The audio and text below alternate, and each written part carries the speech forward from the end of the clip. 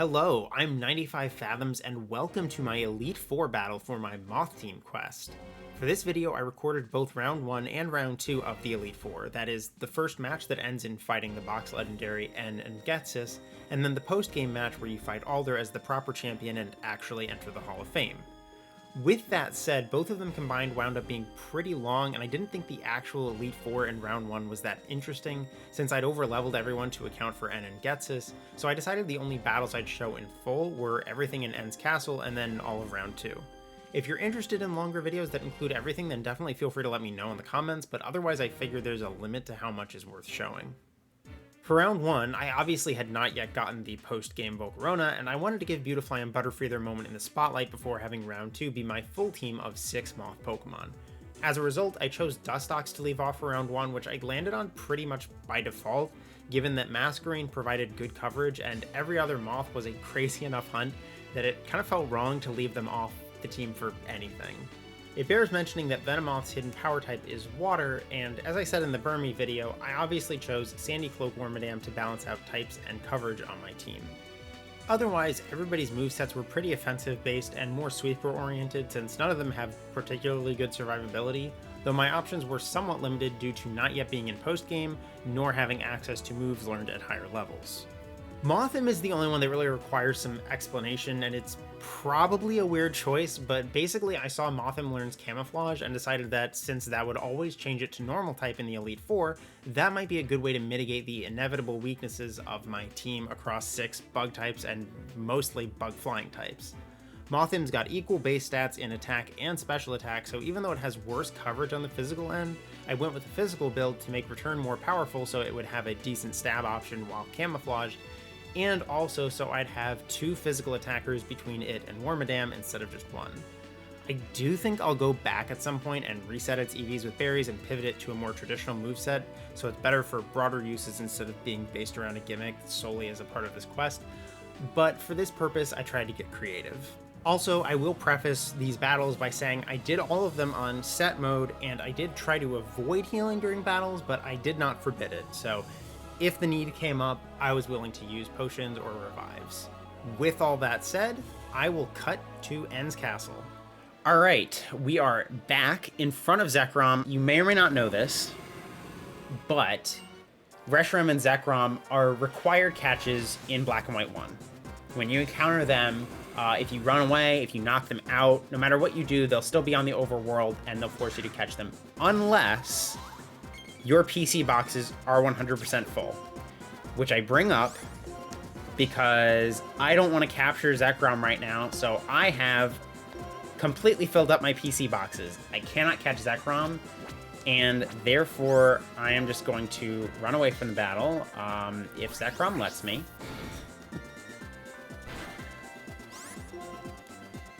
Yep, there we go. And you'll notice no Zekrom, it's not there. So after I finish the Elite Four, it will respawn in Dragon Spiral Tower. Now it's time for N, and I think this is where the real Elite Four is going to start. I mean, N and Getsis are the reason that I did all the grinding. I didn't expect the first 4 really to be that challenging. I thought they might be a little more challenging than they were. Oh, you know? I didn't think about the fact that Reshiram is fire type. That might cause some problems for me. I mean, like, I thought about the fact that it was fire type, but I didn't think about the fact that it could destroy my entire team. Let's see what happens. I don't know if Cephala is going to be able to tank that. Oh, absolutely not. Okay, okay. I think my best bet is to go for this. Put it to sleep, and then I'm gonna try to set up like maybe 2 Quiver Dances if it doesn't wake up. If it doesn't wake up, please. Okay, stay asleep for another turn. I don't know if 2 Quiver Dances is going to be enough to live a Fusion Flare, but what I'm more worried about is trying to set up... Okay, alright, we're going to find out. We are going to find out. Okay, it's enough to tank it, so let's set up another sleep powder if we can. Okay, probably Compound Eyes coming in clutch there. And then we're just going to throw Shadow Ball at it and hope it does a lot of damage. Because this thing will run through my entire team, probably. I'm honestly a little amazed that I managed to tank Fusion Flare with 2 Quiver Dances. I mean, I'm amazed, but I wouldn't have been surprised if I couldn't. Okay, the special defense drop is great, but that's it for Butterfree. That sucks.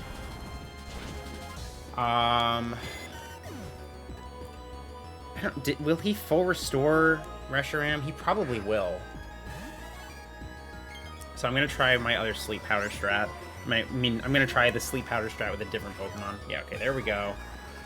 That sucks. That undoes all of my work. And I don't have Quiver Dance on Venomoth. Because Venomoth doesn't get Quiver Dance until...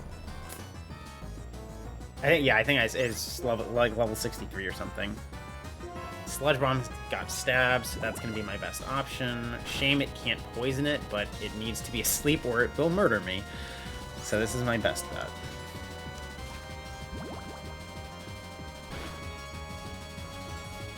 Okay, that's a huge relief. I'm feeling a little more justified in having grinded as much as I did at this point. Okay, no, we don't want to learn Bug Buzz.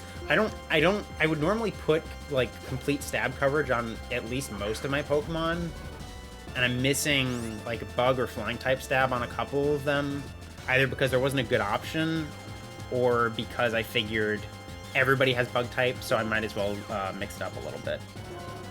We're gonna go for Sleep Powder again. Cool. And I guess Psychic? I could try to switch to somebody else, but Caracosta will also destroy my team if it gets a chance to do very much, because I'm assuming it has probably Stone Edge.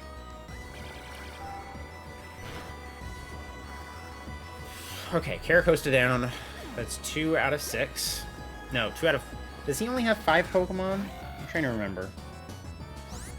No, he has a full 6. I don't know why I thought he only had 5.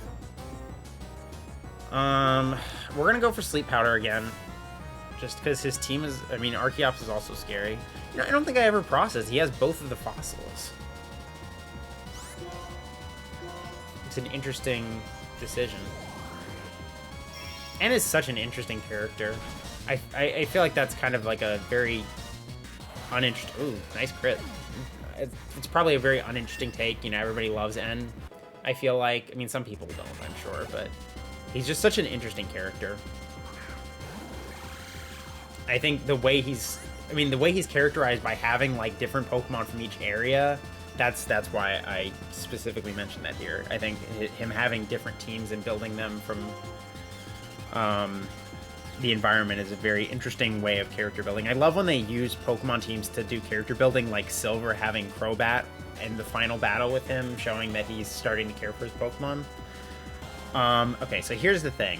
I feel like Kling Klang is often disguised as Zoroark. Yeah, that is Zoroark, I'm pretty sure. I don't think Kling Klang gets Flamethrower. So, I don't really have a great option as Venomoth. God dang it, that really sucks. I guess I was getting pretty good luck with the Sleep Powders. I can't expect it to keep working. Well, Sentry has better special defense, so I'm gonna go with that.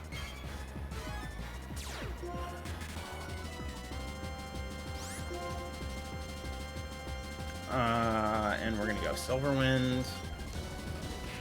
Hopefully it survives Flamethrower, but I think it will if Venomoth did, yeah. Okay. Yeah, I wonder... Wow, I was not expecting that to Oko. Okay. All of my Pokemon left are Bug Flying, so that means I don't have a safe option here. I'm going to go with Air Slash and hope for the flinch. Hopefully... Oh, yes. Hell yes. Okay. Then we're going to go for Air Slash again. Because Air Slash also, I think, is the most powerful move I've got, given that everything is neutral damage. I think he still has a full restore. Oh, he didn't. But Air Slash hit anyway, so it's fine. Because Air Slash has 95% accuracy, so... I would have gone with something else if I didn't expect the full restore. Oh, he still has Klinklang. I don't know why I was thinking that was his last Pokemon. We're just gonna go Scald. Go for the burn. I don't have any, like, strong answer to Klinklang, so... Oof, that's not good. But I think we might clutch it out. Honestly, with Reshiram, I got really scared there. I mean, I thought Fusion Bolt was going to run through my whole team, so... I think you automatically get healed before Getsus. I hope so, because I know you do go straight into the Getsus battle. You don't get a chance to, like, stop, so I'm a little bit screwed if you don't get a chance to heal beforehand. Here comes the Getsus battle, and we're gonna find out if I'm gonna have to heal myself or not. Again, I'm pretty sure they automatically heal you, but we'll find out if Wormadam is first. Yeah, okay, we're good. I mean, we're not good. This is probably going to be very difficult, but... do we do Fissure just for the memes? I think that would be really funny.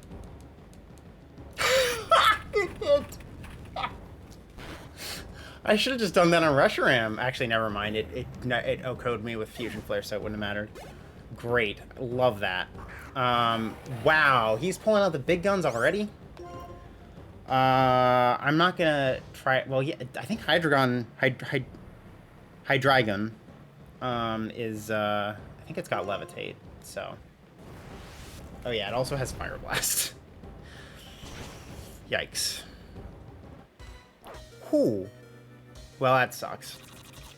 Because that's gonna greatly weaken my attack.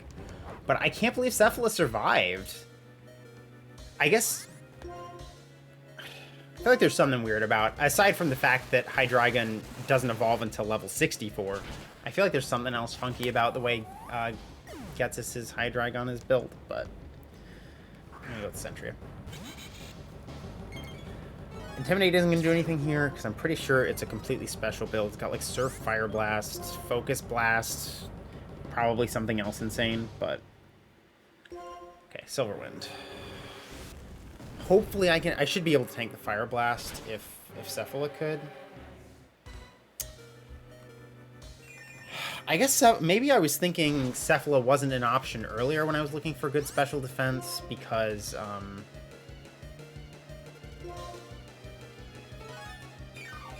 because it wasn't fast.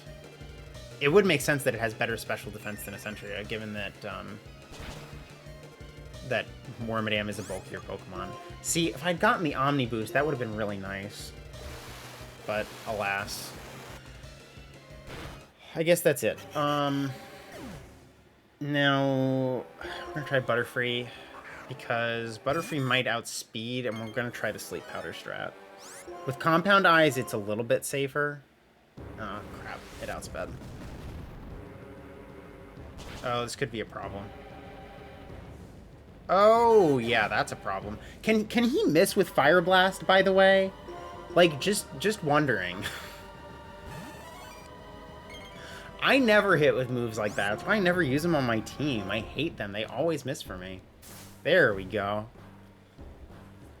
It's not great, though, because I've only taken down one of his Pokemon, and he's already taken down, like, half of my team. Yes, literally half of my team. I'm gonna go for Sludge Bomb. Don't hit Psychic like an idiot, and lose a turn. Okay, Hydreigon's down. And Bisharp. That's really not good. But we'll go for the Sleep Powder strat again. Sleep Powder was a good moveset decision. I really haven't gotten to use my Moth in very much, which is a shame, but... Okay, he missed, which means I'm probably going to miss the Sleep Powder now. No? Okay, hit again. But I don't really want to bring out Mothim in a situation like this, because I don't think that that's going to work out very well. All of that thought I put into the camouflage strategy, and I'm not even using it. I don't even know if that's, like, even a halfway decent strategy.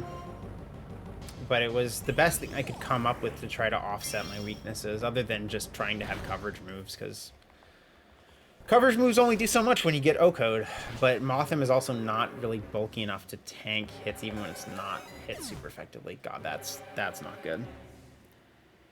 I'm gonna use Mothim here, and I'm not gonna use camouflage because I'm gonna bank on Quick Claw. I gotta bank. Oh, I didn't even get Quick Claw. Okay, I guess Bisharp isn't that fast. For some reason, I think of it as being fast, but it's not actually that fast. Okay, Electros is really bad for me, actually. We got a camouflage here, but it's got wild charge, I think. Oh god, acrobatics. And it probably doesn't have an item, right? Or maybe it does. That didn't do very much damage. I don't think he has any berries, so I don't think it's worth using Bug Bite to get a quick heal in. Well, of course well, I shouldn't say of course. I guess he could have a berry and use acrobatics for, like, minimal damage, but... Okay, so here I was just saying the Mothim strat wasn't really doing me much good, but camouflage actually did work. I would 100% be dead to acrobatics by now if I hadn't had the camouflage strat. So that's good. I will probably outspeed enough to get the return in, but then Bouffalan's definitely going to get a revenge kill. Unless head charge misses. Can head charge miss? It didn't miss, whether or not it can, so... Doesn't matter. All right, we are down. We're down to my last Pokemon. How many Pokemon does he have left? This isn't his last? No, he's got 2. All right. Well, we're gonna do the cheesy thing and we're gonna revive because otherwise I'm gonna lose this battle probably. I'm gonna go with Masquerain. God, it's got Wild Charge too. That sucks. Although it's going to do a lot of damage to itself with that. Yeah, okay. Masquerain, I think, will be faster, and I proc the Intimidate, so that should help even if it gets a hit. We're going to go for Scald to be safe. I don't want to use Air Slash and have it miss, so... Okay, Bouffalan's down. I'm trying to remember who his last Pokemon is. Oh, Seismitoad. That's not terrible because I do have Giga Drain on my on Beautifly. So I might actually be setting pretty here. Okay, good, cool, great flinch. Great flinch. Okay, Rain Dance, who cares? Actually, well, yeah, no. I could use Scald just to try to flex on him, but I'm not going to. We're just going to go Air Slash again. Okay. And with that, I have defeated Ghetsis. I didn't even comment. I love that battle music. Ghetsis has one of the coolest battle themes. I wish they hadn't changed it in Black and White too, and made it more, like, musical, because it's just, like, being ominous, like, and rhythmic is so cool. Sad that I had to use a max revive. I actually could have used a regular revive and been fine because Masquerain didn't take any hits there, but only one item used in battle. I'm actually pretty pleased with that. So yeah, ending Ghetsis were a little messy. That I feel better about having grinded up because I don't know if I would have made it if I hadn't. And I'm really glad I got to use the camouflage strategy to do some damage to Electros. To take it out, actually, yeah. Bouffalant was the one that took down Mothim. So yeah, so I feel a little bit justified in my camouflage strat.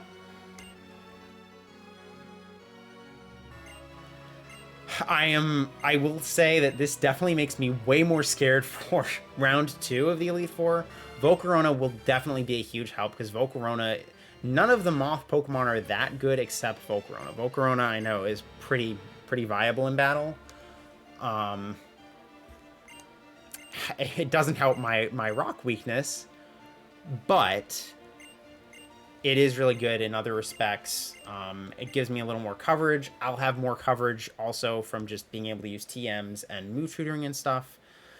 But everything will be higher level, so it might be pretty challenging.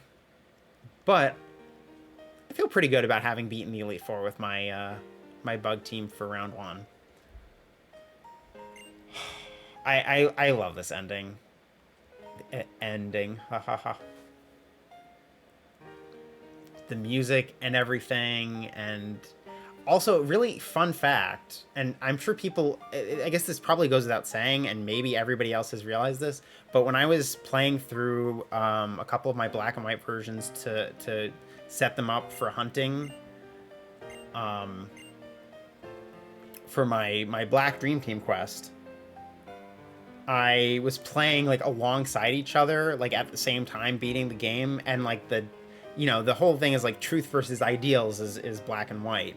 That's like the themes of each version, and the dialogue changes accordingly. Like there's slight changes in the dialogue to talk about truth versus ideals, and I guess that should kind of make sense and go without saying, but it's just a cool little touch that you don't really think about unless you're playing the game side by side and really examining the dialogue. And it's the kind of neat little touch I feel like you don't get as much in Pokemon anymore. But this, like, I love Gen 7 has a great story, and Gen 9 has a great story once you get to Area 0, and the story is one of the few things I will say about Gen 9 that is positive, but Gen 5 still has my heart in terms of the story. And this moment at the end with, like, this scene with N and, like, the close-up shot of him telling you to pursue your dreams, and then the, like, flash to black and the credits is just, it's so cool. I love that. Anyway, I do have a whole lot of wrap-up things that I want to say about this quest eventually, but I will save that for round 2. Okay, I am back with my full team assembled and the post-game finished, ready to take on round 2 of the Elite Four for proper entrance into the Hall of Fame. But before I jump into that, let me just really quickly show you my updated team. So for one thing, as you can see, I leveled everybody up to level 80. I hope that's not overkill, and I also hope that's not underkill. Alder's team gets pretty high up into the 70s, I think, and my team is at a very significant disadvantage in being monotype, so we'll see how it goes. For the ones I've already used, I'll just quickly go over the changes that I made. So for Masquerain, I dropped Shadow Ball in favor of Ice Beam, just good coverage. I didn't have an ice move. And I dropped Silverwind in favor of Quiver Dance. I have enough bug coverage, so I don't really need that, and Quiver Dance is just a great move to have. For Venomoth, we've dropped Hidden Power in favor of Quiver Dance. Obviously, Hidden Power Water would give some coverage, but it's just too weak to justify the extra coverage, and I swapped its Black Sludge out for a Wide Lens just for more reliable sleep powders. It feels like a little bit of a wasted item slot just because it's for one move, but being able to reliably put stuff to sleep if I'm backed into a corner, the way that N's Reshiram backed me into a corner, is very nice to have. For Wormadam, the only change I made in its moves is that I swapped out Fissure for Stealth Rock. I don't know how many opportunities I'll have to use that in the Elite Four, but I figure it could come in handy. And then I swapped out its Shell Bell for Leftovers, just more reliable recovery. And then for the final member that I used on the first round that is now updated, Mothim, all I did was drop Bug Bite for U-Turn. Just the ability to pivot, and it still gives it strong bug coverage, and U-Turn is 70 base power, right? Yeah, so it's a little bit more powerful than Bug Bite. Obviously, it can't stay in and just spam it, but whatever. Anyway, so for Luna the Dustox, seeing its first Elite Four here, I've got kind of a utility moveset. It's got Hidden Power Ground and Sludge Bomb for its offensive moves. Hidden Power Ground just happened to fall on it. I figured that was pretty good coverage. Sludge Bomb's good stab, and then it's got Whirlwind, which is specifically for utility with Stealth Rocks. Again, I don't know how useful it's going to be, especially because Dustox is not the bulkiest Pokemon. I mean, bulk is more its area than offense, but it's still not great. But then it's got Roost to help it with survivability. And then it's got Black Sludge for its item. And then we've got Volcarona, Diaclast, The final member of the team, and pretty basic moveset here. I feel like I've used many Volcarona in my time, especially in Gen 5, and they all have a moveset pretty akin to this. So with that said, we're going to jump into it. For round 2, I really have not done round 2 of the Elite Four very much in Black and White 1. Despite how much I love Black and White 1, I usually just ran to the first credits and then stopped when I've played through. So I'm pretty unfamiliar with what they have in round 2. I think what I'm going to do is I'm going to lead with Venomoth and go for Psychic. Okay, he leads with Breloom, so I made a bad call there. I should have started with a Flying type. I mean, I should have started, well, yes, a Flying type, but also a Pokemon that had a Flying type move. I could put it to sleep, because this isn't Gen 6 yet. I'm going to try that. I'm going to try... of course it did. Okay, if that's the best thing it has to throw at me, I can set up here. But we are going to put it to sleep just for safety's sake. It's so weird seeing, like, I just... I'm not used to seeing their round 2 Pokemon, so, like, Breloom on Marshall's team is so cool, but also just very unexpected. We're just gonna do a double Quiver Dance. I don't want to, like, majorly set up. So I will note, it's been a while now since I did round 1, and since I got Volcarona, I had some computer issues that put me out of commission. I was literally like, on Wednesday, like, okay, tomorrow on Thursday, I'm gonna record the Elite Four, and Wednesday my computer had some major issues, and I had to get it taken in, and then there was a whole saga there, so it took a month to get it back, and then I've been waiting for, like, the right moment to dig in again, for it to feel, like, appropriate to close off this quest I've been working on for over 2 years, so it's been a little bit for me, but I'm excited to be closing this off. Just gonna go for Psychic again. Sokka is gonna survive with Sturdy, and it's probably got, yeah, Stone Edge. I don't know why I almost said Stealth Rock. Oh god! Oh, of course it was a crit. Okay, I was gonna say Venomoth might actually, I hope Venomoth might survive because it's,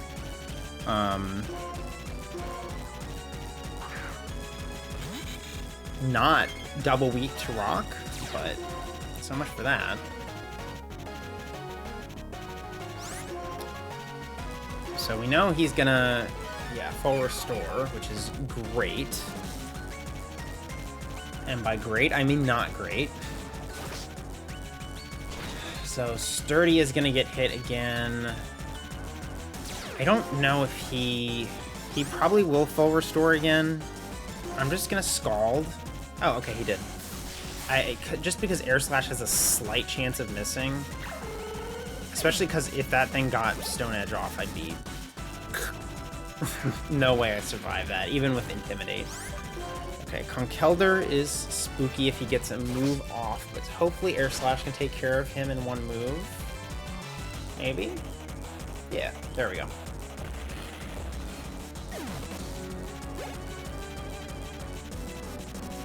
So far, so good. It's going pretty smoothly. Okay, and I say that, and then that happens. That's probably not very good. Okay, alright, we survived. We survived.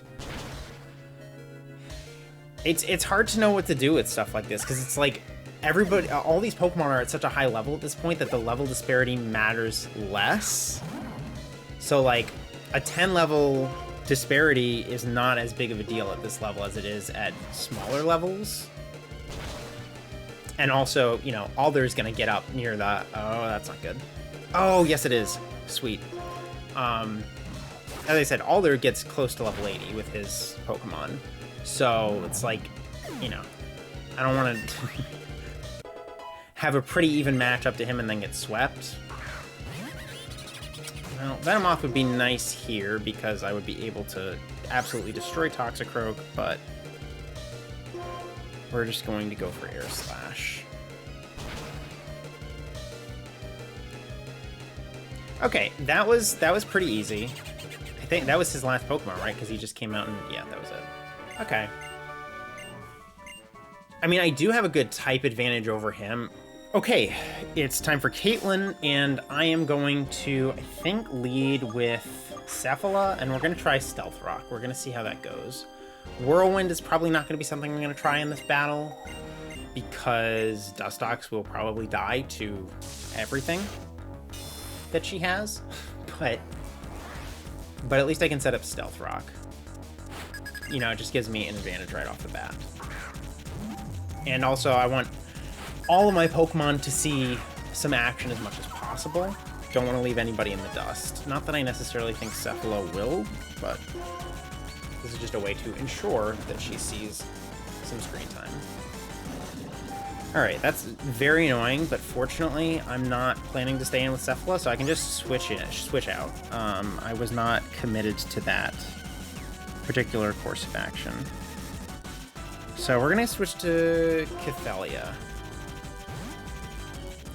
The tag team Burmy squad. Set up with Wormadam, and then afterward, yep, I figured Dream Eater was coming. I'm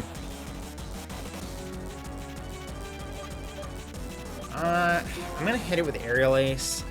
Let's see what happens. Obviously, U-turn is gonna send me back out, so. Okay. I wonder if she has a wide lens.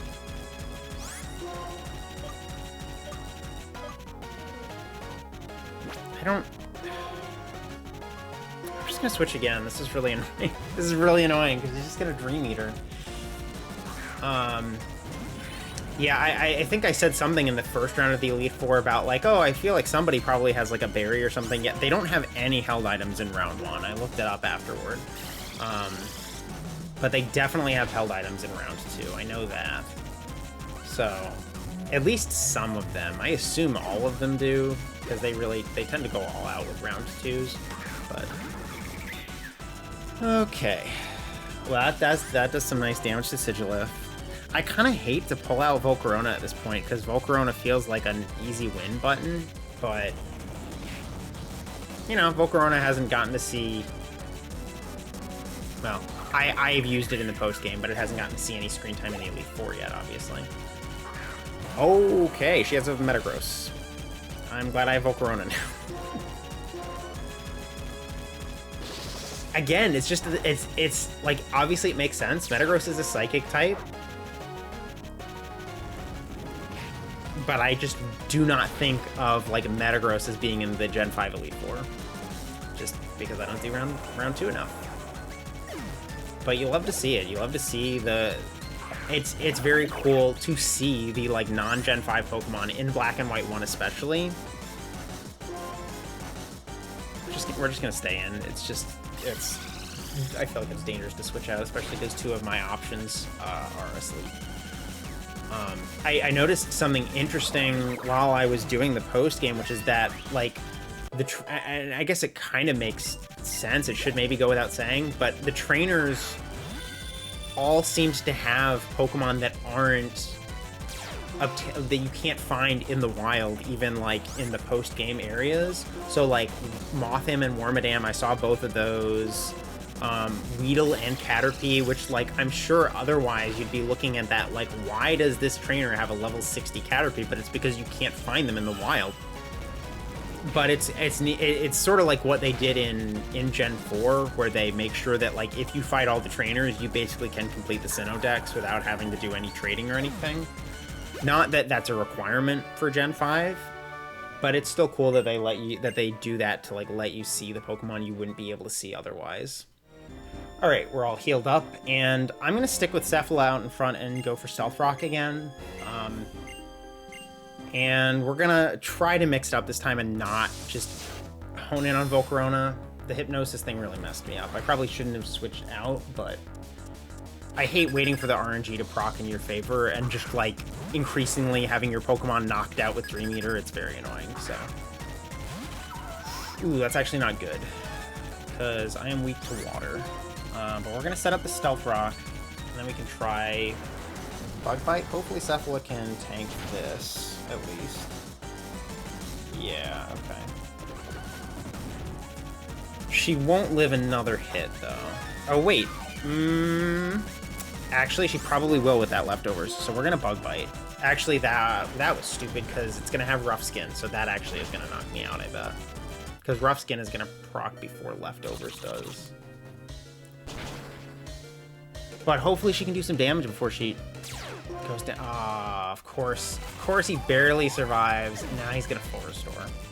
Okay, well that kind of limits my options. We're just gonna use Luna because Luna hasn't seen any action yet.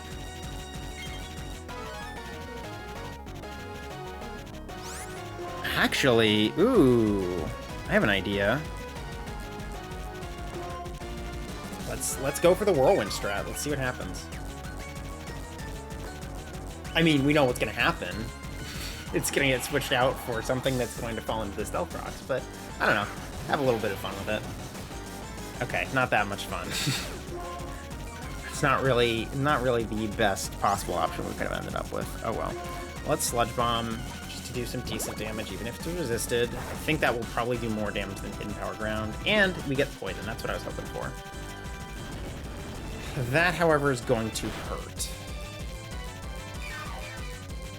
But we do have Black Sludge, and we do have Roost. So if I wanted to, I could really just stall this, which I hate to, you know, drag the battle on forever, but it's nice to mix things up and do a little bit of a different strat. And now that should give me another turn to Sludge Bomb. I'm trying to remember how much power the hidden power ground has. I don't think it was a lot. We're just gonna go for Sludge Bomb. Surely with Sludge Bomb's base power and then stab, it will do more than hidden power, even resisted. Okay. And now we'll Roost one more time. I guess I could have Whirlwinded again, but where's the fun in that? It's actually a shame that he full restored Sharpedo before he pulled it out, because... well, that's spooky. Because if he sent out Sharpedo with Stealth Rocks down and had, like, almost no HP left, that would be really funny. Oh, I just realized that he's gonna full restore, isn't he? No, he's not. He only used one so far, though, right? Okay. Well, Crocodile is out. Probably should have... could have... well, no, I would have taken more damage, so I could have roosted, but...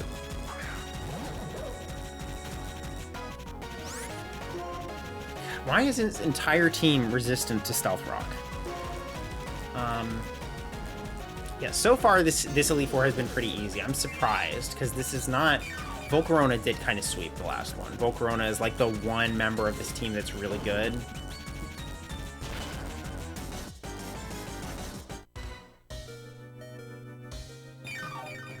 Yeah, you know what? We're going to Roost again. He's probably going to use a weak move. And if he doesn't, Head Smash will do way more damage. Okay. Well, that's going to be it for Luna, but his Scrafty is going to be near death, so... did a good job, Luna. And... oh, I forgot about Moxie. But it's fine.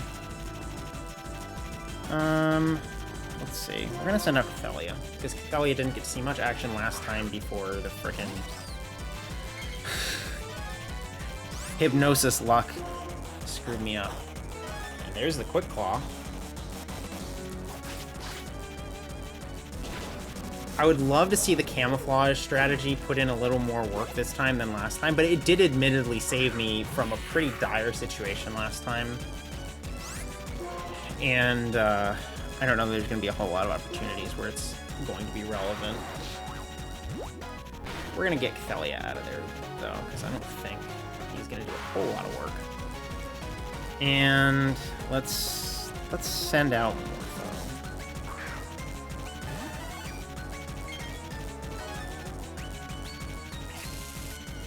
Glad I got Cathelia out. Okay. And... I didn't think about that. I don't have any moves that aren't resisted in some... why do you have all of the fangs? Okay, come on, Quiver. Sleep Powder, not Quiver Dance. Though speaking of Quiver Dance, how many Pokemon does he have left? Is it worth popping a Quiver Dance, or should I just... He does have a few Pokemon left. One of those is going to be Bisharp, though, so I probably should just switch out. I'm just going to switch out. Not that Essentia is necessarily going to put in work against Bisharp, but...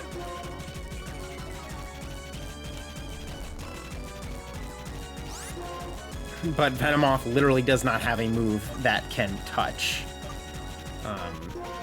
Bisharp, so I don't want to put all my eggs in that basket. Essentia can at least Scald. It's a safe enough move. Okay, there's Liepard. See, at this point, I'm wishing I had more Bug-type moves.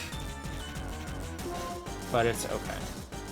That's unfortunate. Now I wish I had Venomoth out, because, like last time, Shield Dust would have made that flinch not happen. Hoist with its own Batard.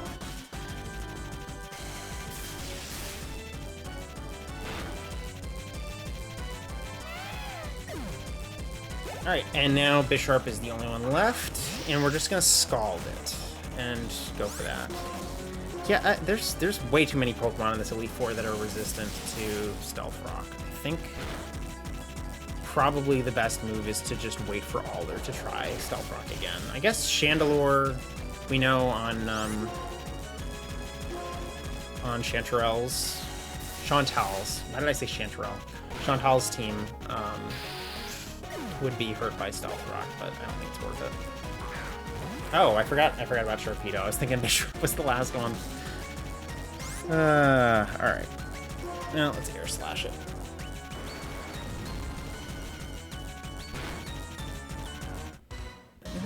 Okay, don't like that. Not a huge fan of that. Yeah, we're gonna switch to Cophelia, just because I don't feel like having to waste a revive.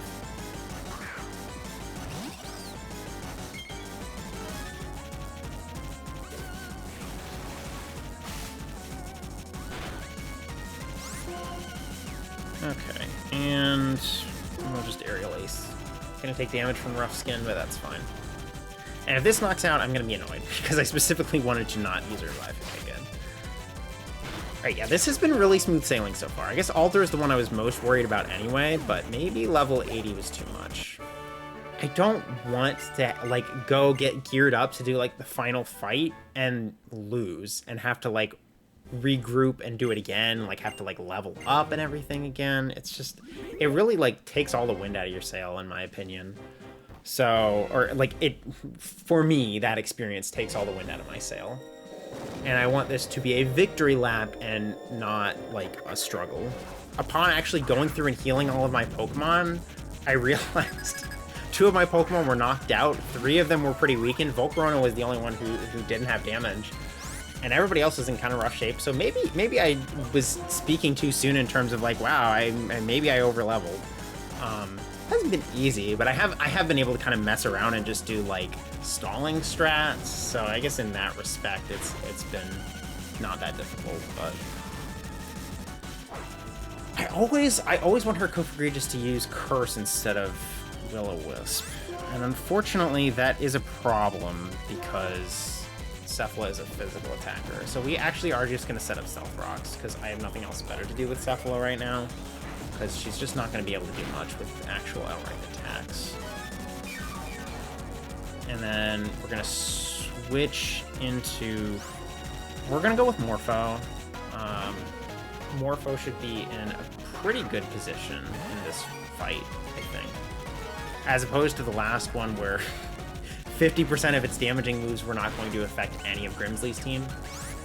I don't love that.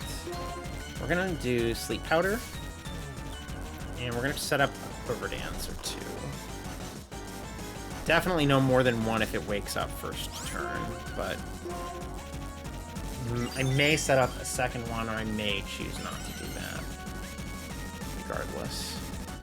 Okay, it didn't wake up. I think we're gonna push our luck and use another Quiver Dance, because I'm not confident that Venomoth will knock out Cofagrigus in one Psychic without it. Oh, thank God, we avoided Will-O-Wisp. Okay, I'm not going to bother putting it back to sleep. We're just going to Psychic.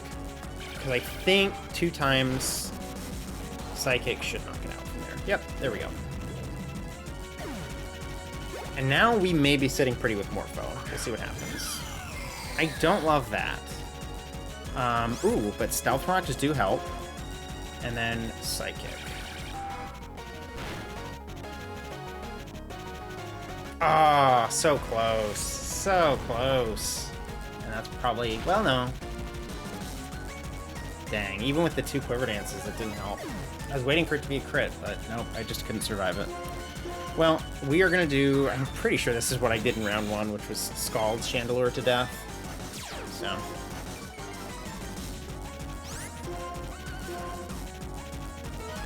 Okay, there's the full restore. I was going to say, I feel like the round 2 Elite Four has been a little lighter on the full restores than the round 1, but maybe that's not true. Maybe the round 1 Elite Four wasn't using that many full restores either.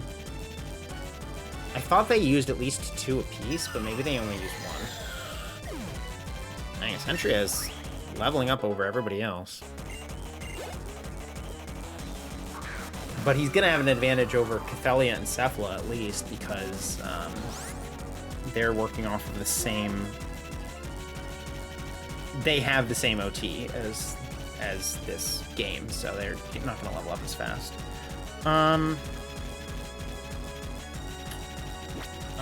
Well, yeah, we know Frostlass is going to use an Ice-type move.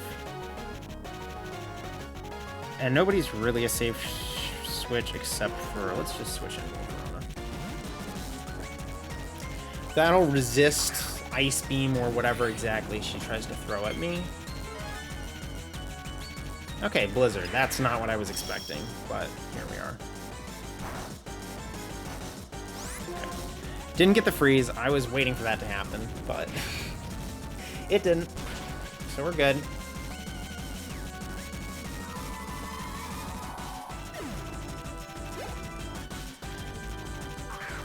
Alright, Jellicent. Of course you have Jellicent next. But I do have Giga Drain, so we're just going to stay in and try that. At the very least, it'll top off my HP. Okay, yeah, that didn't knock it out. I didn't really expect it to take out Jellicent in one go. And Giga Drain is disabled, and it uses Hydro Pump and hits. Okay, we're just going to... We're going to chance it with Flamethrower. Bug Buzz will be resisted to, and I have fewer PP left for that. Okay. Now I'm going to try to switch Volcarona out. Stealth Rock damage is good. Dang, I really want to use Cephala, but... Well, we can switch to a Sentry and use Ice Beam at least. So.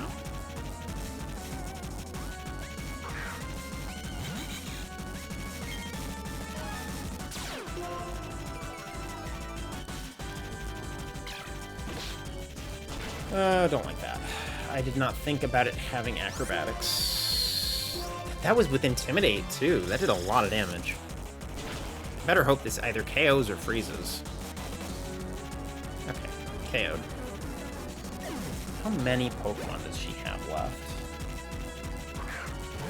Go Lark. Okay, that's a safe one. Okay, last chapter. So, yep, that's her last one. So we're going to use Scald. Hopefully that should take it out. But if not, we should be... Okay, it didn't take it out, but even if this knocks out Essentria... Okay, didn't. But we've still got multiple Pokemon left, so I'm not concerned. So far, Masquerain and Volcarona have really been the MVPs here. Stealth Rock from Cephala has helped, but I haven't been using Mothin as much as I would like to use him. Okay. Well, with that, it is Alder time, and yeah, we've made it through pretty easily. I mean, I haven't been like, you know, straight up sweeping everything, but I also have taken some risks, so that would be part of it. You know, I'm not just... First of all, I'm playing in set and not shift, so I can't just plan it out. All right, the final challenge of this Moth team quest. We're sticking with Cephala as the lead. We're gonna try to set up Stealth Rock. And we'll see how it goes.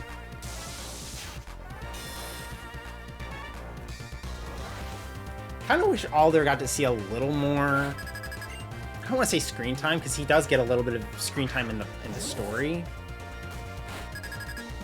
But in terms of, like, as a trainer, you literally never have to, like, fight Alder.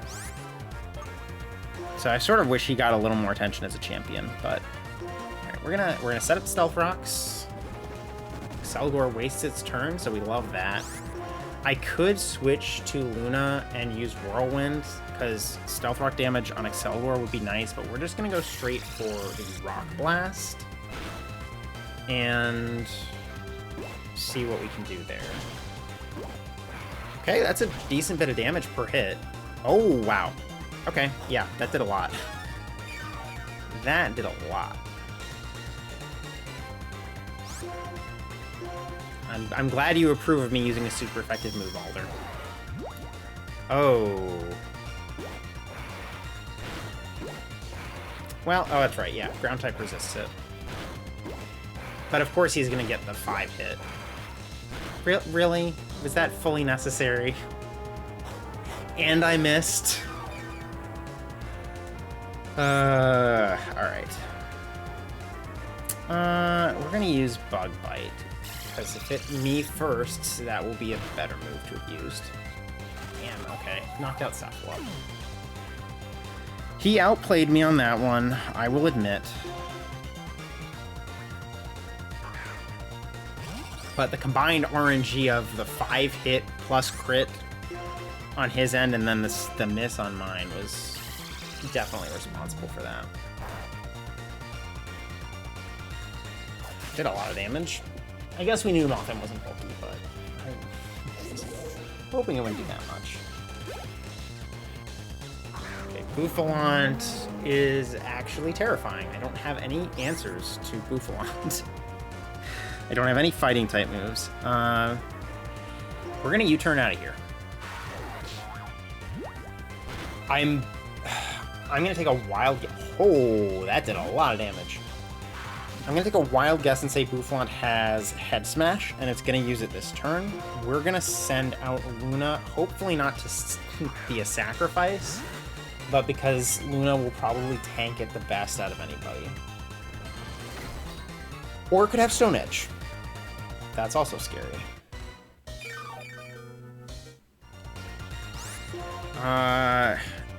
I feel like Bouffalant is gonna outspeed. But, okay, or he could use it for Restore, that's also an option. We're using Sludge Bomb, maybe we can hope for the poison. I guess I should have roosted this turn because it might have given me a fighting chance. I really can't switch into anything else. Because if I switch into something else, it's just going to get destroyed by Stone Edge. Morpho is the only one who has a halfway decent chance of surviving. Okay, I wasn't expecting that, but at least it took some recoil damage. Yeah, no, we're gonna stick with Thelia, actually. And we're gonna go for Aerial Ace. I don't think... I don't know that the camouflage strategy is going to see a whole lot of work in this battle, honestly, because aside from Bouffalant, I'm not sure if he's going to have many rock moves. And I don't think I'm too scared of... Oh, you're pulling out the big guns already, huh?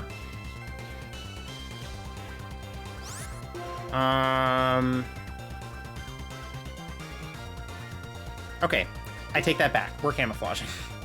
Okay. Camouflage does not matter. Well, if you're pulling out your big guns... Oh, God, my team is half dead. I don't love seeing that. He's not going to be able to move this turn. As much as I would love to go Volcarona against Volcarona, we're just going to play it safe, and we're going to use Scald. Unfortunately, Intimidate doesn't do anything here, but... at least I'm assuming he doesn't have physical moves. I would never have thought of using Hyper Beam on Volcarona either, although I guess that's not a bad move. Okay.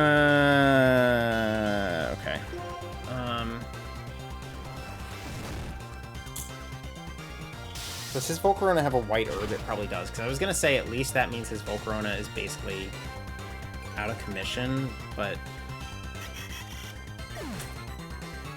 Okay, I'm not in good shape. I am not in good shape here. Maybe I should have gone Volcarona against Volcarona.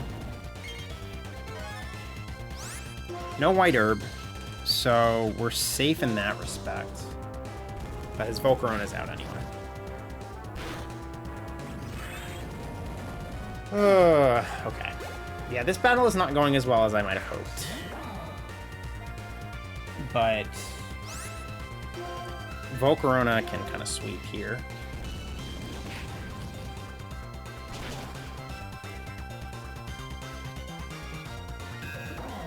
Another reason to love Alder. He's got a lot of bugs for a champion. Bug type is so... I mean, it's easy for me to be like, bug type is underrated, because I love bug type. I think I've accepted at this point that bug type is my favorite.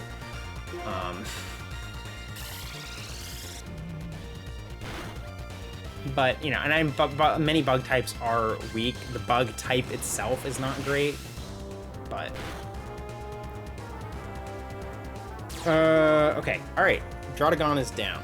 So I think that means he's down to his last Pokemon. I have no recollection of what that is. Volcarona, Excelgor, I think... Oh, Vanillux. Okay. So I guess that's it. Assuming it doesn't, like, move first and use Scald, which it does. No, I don't think it has Scald. It has... I think it gets Water Pulse. I think that's probably the strongest water move it gets. At least in this gen. But there we go. Well, my team is very battered from that, and the camouflage strategy came in handy exactly once for all of the energy that I put into planning it out on Mothim, but... Well, there we go. I may have been a little overleveled for it, but clearly not, like, super overleveled, especially when it came to Alder. And with a team of all Bug-type Pokemon, I've taken down the entirety of Pokemon White version. Well, I say that because of the way Gen 5 works, where you can't trade until after you get the first badge. Technically, it's only from the first badge onward, or from after the first badge. But as early as you can, I used exclusively Bug-type Pokemon. Oh, here, let me switch the screen. I made this mistake with my Black Dream Team quest where I was recording one screen with my camera, and you just didn't get the screen at all. And I told myself I was gonna think that through and remember to fix it, and I forgot, but you got most of it anyway. There's the maxed out clock. I don't think that happened after Volcarona, I'm pretty sure. I don't think I showed that in the Volcarona video because it hadn't happened yet. So yeah, in addition to my original White version maxing out the clock while hatching Burmy eggs, this one got the rest of the way there after finishing that hunt. All right, I'm back at the PC, and I decided before we go into the Hall of Fame, let's real quick look at the first game clear and give recognition to the two members of my team that didn't get to see any presents on this round 2. But there is the full original team with Transitora, the Butterfree, and Spice Girl, the Beautifly.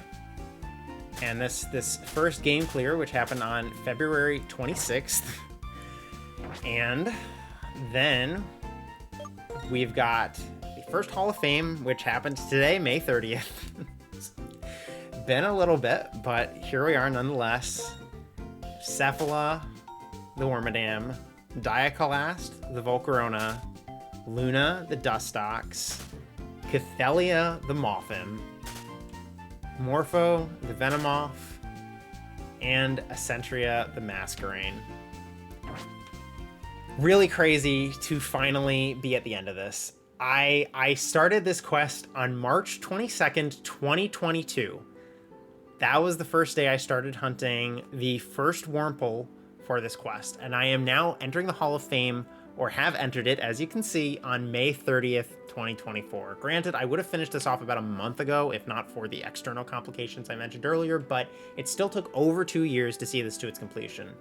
Across the course of this quest, I did a total of 231,302 encounters and found a total of 27 shinies for an average of 8,567 encounters per shiny. That included my current longest hunt ever, 35,716 encounters for the very first Pokemon on this quest, a Wurmple, and my largest number of phases for a single target at 15 phases for the 1 in 6 Venomoth. It's so funny looking back on this quest because while I've wanted to put together a full team of moths and or butterflies as needed for years upon years now, this quest absolutely snowballed from its inception. I initially kicked it up as something I single hunted on the side to mix things up while I was feeling burned out on some other hunts I was working on, and then it became a quad hunted endeavor as I broke the record for my longest hunt right out the gate. What was initially going to be a team of just 6 Pokemon evolved to 7 when I decided, well, might as well include Butterfree just to hit all of the Lepidoptera in Gen 5. And then I wound up with a full 8 targets when I phased on a female Burmy and realized that Wormadam is based on a moth, if not what you usually think of when you hear the word. And while I was afraid of the egg hunt for Burmy all along, thus why I put it off until nearly the end of the quest, I did not imagine it would take over a year to hatch the male Burmy I started out looking for. I said it at the end of the Burmy saga, but I'll say it again here that this quest has been both the most challenging quest as a whole that I've taken on thus far, and my favorite by far. These are some of my favorite Pokemon that I hunted for on this quest, and the specific theme in a singular generation forced me into some really interesting and unusual hunts, which wound up being really fun, even if half of these hunts were particularly unlucky in one way or another. Honestly, with my computer problems that I had, I thought I might end up losing footage of the Volcarona because I didn't have it backed up, and I was like, that just fits. That just absolutely makes sense that I would have to rehunt Volcarona for just one more bit of bad luck before this quest ends. The unusual nature of these hunts also was partially that they were largely post-game targets, which kind of nudged me toward a mentality of designing quests around the targets and team I want to hunt for rather than putting logistics and game progression first. Like, I'd prefer to follow the game progression when possible, but some games, especially in Gen 5, have some really cool hunts that you can't do until post-game. And under a different mentality, I might have said, well, I can't do this quest because Venomoth and Masquerain and Dustox and Beautifly and Butterfree all aren't available until post-game. So I ended up with a really cool team that most people wouldn't end up with because I went outside of the bounds and traded stuff into this one singular file, and I'm really happy with it. This quest exceeded my expectations in every respect, and I think it's going to be a real challenge to find a quest that I loved as much as this one. If you followed me for this whole saga, or if you just tune into this one video for some reason, because I don't think my battle commentary is the most compelling thing in the world, I tried my best, but I hope you enjoyed this whole saga, and I hope, it helps inspire you or give you motivation or something in your shiny hunts. But with that note, I think it is time to bring the Moth quest to a close. Obviously, I will be revisiting, I will keep using these Pokemon in Gen 5 as, for whatever purposes, I'm not gonna put them in a box and never look at them again. And this is definitely not the last Gen 5 hunt or quest you've seen from me. I will always be hunting in Gen 5. I love Gen 5 to death, especially Black and White 1. Most people fixate on Black and White 2. I will die on the hill of Black and White 1 not because I don't love Black and White 2, but just because Black and White 1 are really special to me. Definitely not the last Gen 5 quest you've seen from me, but as I said, it's going to be hard for me to beat this one. So I hope you enjoyed this whole journey, and as always, take care and best of luck on all your hunts.